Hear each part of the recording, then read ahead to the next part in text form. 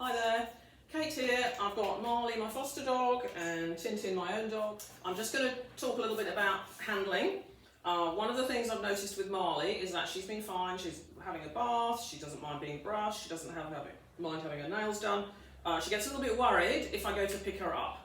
So what we can do is just a lack of confidence in being lifted up. So what we can do is do lots of reward-based desensitization of the action of me scooping her up.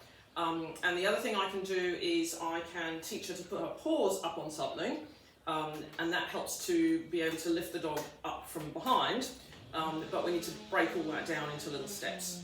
So we'll just put this away. I'm just going to show you the way that I can break the steps down. So one thing is that I can just make sure that she's comfortable with me putting my arms around her without actually lifting her off the ground.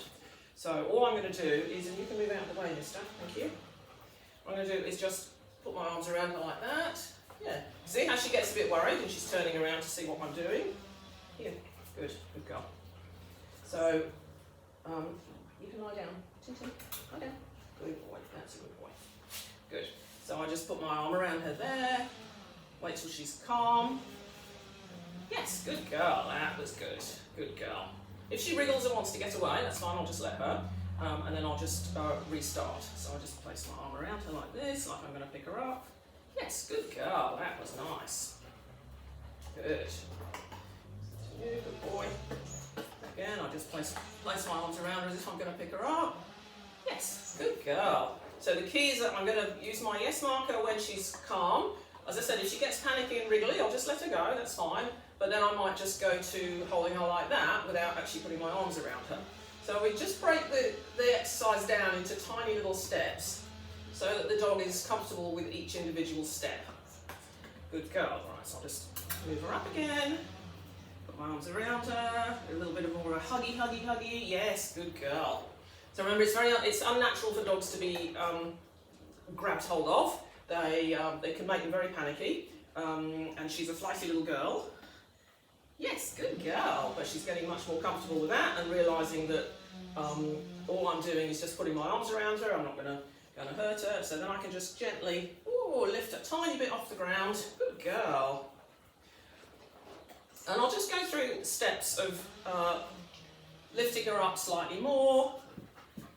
Oh, yes, good girl. Oh, you're heavy. You're heavy, good girl. So then the other thing I can do is teach her to put her paws up on here. She's actually now comfortable jumping up on here by herself. Good girl, there we go. Just teach her to put her paws up there. And then again, I can get her used to me reaching round behind her. She saw that as a cue to jump up. Good. Steady. So let's just see what happens if I just, there we go. That's it, good girlie. Good, so she's got her paws there now. So then I can just gently lift up her back end. Yeah, up we go. Good girl, that was very good. Good girl. So we just do it all in tiny little steps. And if at any point she gets worried and flighty about it, then we just back off a bit and then we restart from a previous level that she was comfortable with. Good girl. So now I can even do my hugging up here, just put my arms behind her bum. Good girl, that's very clever. Good girl. So it's just a trust building and confidence building exercise to make sure that she's comfortable with that, so that if we do need to pick her up, we can do that without worrying her. Again, I'll just see if I can get her into a stand. She doesn't actually know stand yet. Good girl. Arms around. Yay, good girl. So you can see she twitches a little bit because she's not totally comfortable with it. But just by breaking it down, we can work with that. Good girl. Good girl, you're finished. Okay, let's go. Good girl. So the other thing to look at is how we pick up a larger dog. So I want one arm around across the legs like this, and the other arm around behind the bum. So that means that I'm not putting any, I'm not actually lifting up on their tummy, which can put a lot of pressure on the internal organs. So I'm lifting by across the front of the front legs and around the back legs like that. Good. And then I can just lift up. Oh, what a big boy. Yeah, that was clever. Good boy.